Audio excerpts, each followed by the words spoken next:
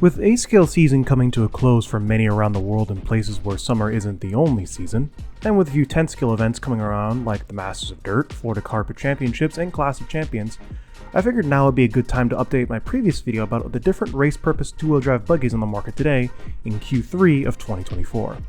This will be the first part of two videos about two-wheel drive buggies. This one will be about what would be considered the mainline brands that you'd see at most tracks in the US and partially Europe. Before we begin, I'd like to thank this channel's sponsors Cow RC, RC Trophy Chasers, and A-Main Hobbies. Anything you guys purchase in the link in the description below will directly support me as well.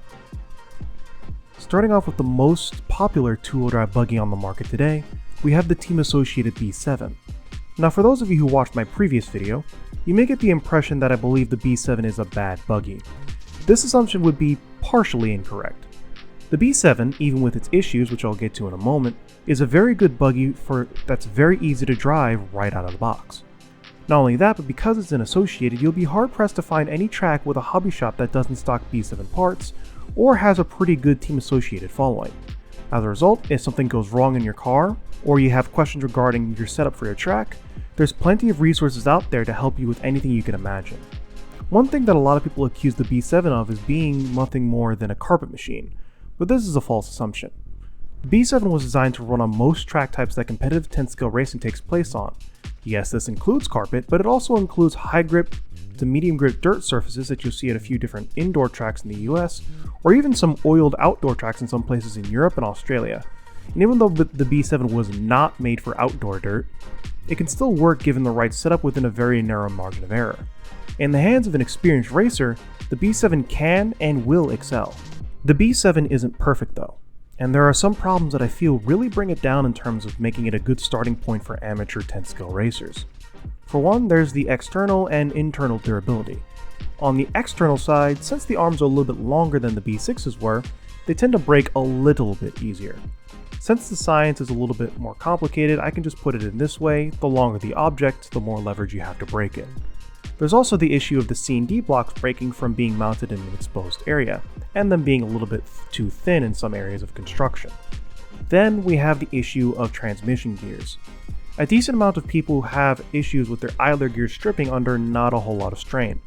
This could be down to how they're constructed both by associated themselves or the way the transmission was put together by the builder of the kit.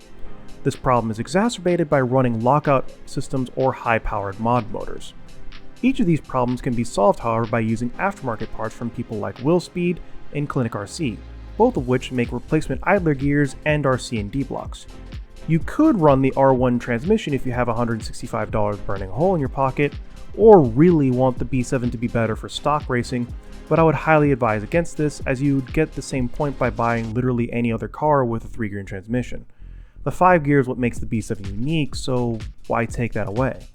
It's also important to note that all buggies I mention in the future of this video, and in the future of other videos, will have 3-gear transmissions. The B7 is a good buggy. With the purchase of some aftermarket or spare idler gears and some different C&D blocks, the B7 can be a great buggy, and can and will do well for you.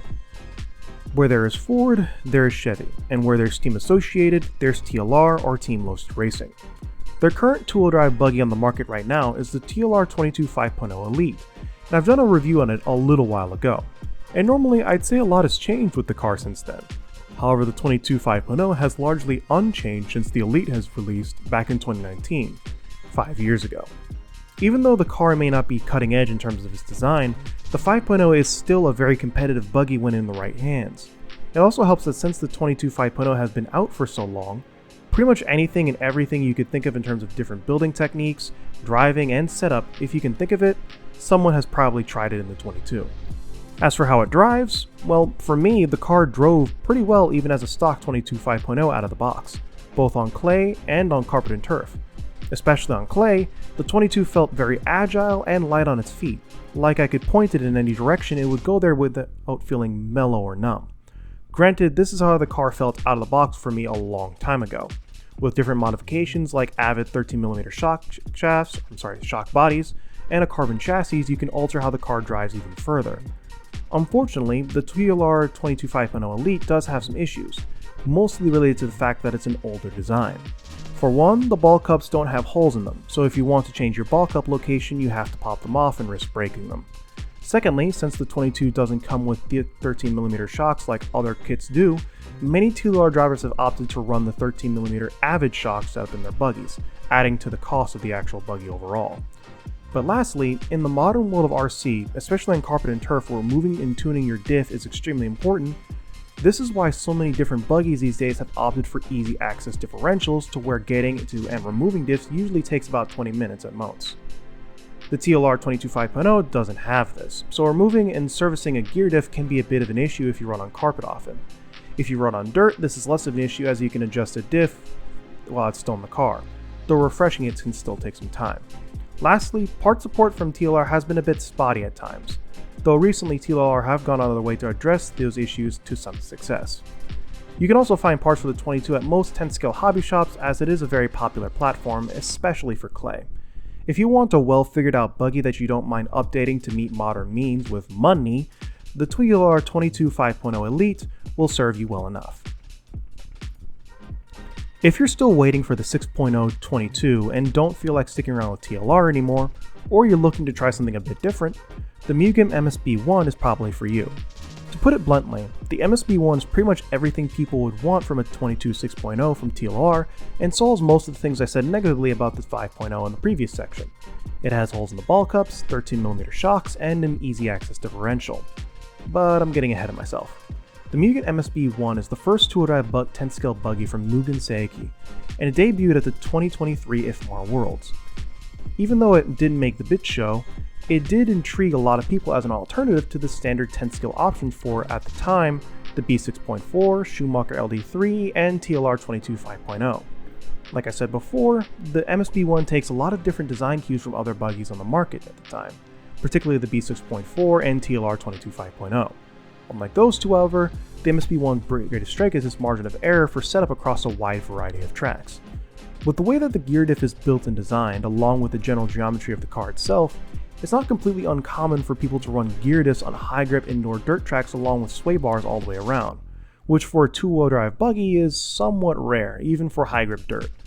What I'm getting at is that you don't have to be a setup savant to figure out how to make the MSB1 work if you're depending on your track.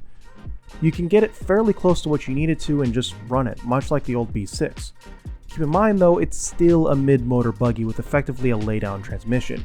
You will still need a good enough eye for setup if you plan to run on really low grip areas like outdoors. Another positive that the MSB1 has and will have for a while is due to how Mugen Seiki usually releases their kits, they don't really do a yearly release like Xray or even somewhat Associated does. As a result, you have plenty of time to figure out the car and its quirks as much as you care to. No need to worry about being able to hang on to the buggy for only a few months at pass and having to figure out a new car again as a new one just got released. There are some downsides to the Mugen MSB1 though. The first one is both a negative and a positive depending on your perspective. There's only one version of the MSB1, no dirt version that comes with a ball diff and no sway bars, no varying chassis lengths or hub designs, there's one MSB1. This is good as it makes things simple, and bad in that it also makes things more expensive than they need to be. If you plan to only run on American-style indoor dirt tracks, you don't need a gear diff, but you need a ball diff. Unfortunately, the only way to get a ball diff is to buy it separately or buy it as a package deal with the kit for $40 more. Yes, you can just sell the gear diff to recoup its cost, but it's still a bit annoying. Also, because the MSB1 is a fresh face in the world of 10-scale 2-wheel-drive racing, part support at many local hobby shops isn't at the level of Team Associated and TLR at dirt tracks and Schumacher and Xray at carpet tracks. Overall, if you want a good driving, durable, and long-lasting buggy and don't mind spending a bit extra for spares along with for the buggy itself, you should pick up the MSB1. That is, if you can get a hold of one. These things, like other Mugen products, have a tendency to go out of stock for short periods of time. Another staple in the world of 2-wheel-drive RC racing is Schumacher.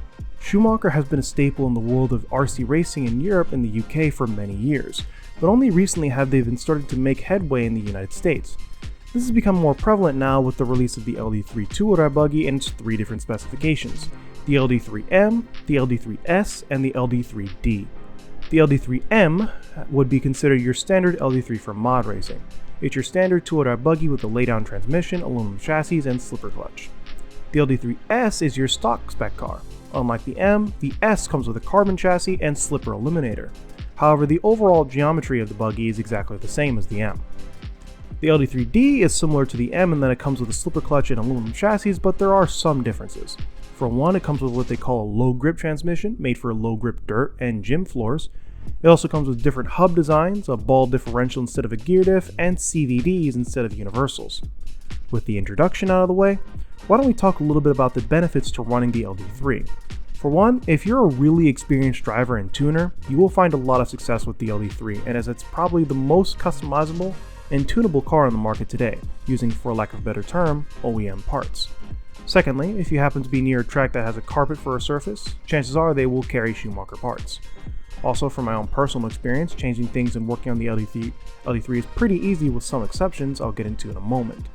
Lastly, for the positives, even though the Schumacher cars have been seen as nothing more than fragile carpet machines, they do have a fair amount of versatility behind that, including the LD3 and its M and S variation. Not only that, but the LD3 can stand up to a reasonable amount of abuse without breaking, and can do well regarding different track surfaces. Also, a little bonus, when you buy a ball diff from Schumacher, it comes pre-built. Now for some negatives. Even though the car is easy to work on once built, the actual build process can be a bit painful depending on what tools you have and how experienced you are as a builder. For example, the shock caps require you to drill out the bleed holes yourself. This is annoying if you don't have a tiny drill bit on hand. Another thing about the shocks is that the springs they use are proprietary. The spring cups themselves are very small in diameter, allowing you to only use Schumacher or Schumacher designed springs.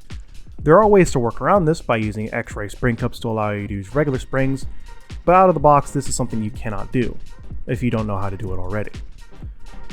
The next thing about the LD3 is the fact that, well, externally it isn't as durable as other buggies on the market today. Like I said, the Buggy can stand up to reasonable abuse, but not too much abuse, not B6.4 abuse. Also, it would seem that the threshold for having a good driving car for a Schumacher tends to be a bit thinner than other buggies. All in all, if you know what you're doing, want something different, versatile, and don't mind taking a little bit longer to build your car, the LD3 in any of its iterations will work well for you. The last buggy I wish to talk about is a brand that's both very popular but somewhat isolated, that being Xray and their XB2 2024 edition. Let me get this out of the way. Yes, Xray does do yearly releases in a sense.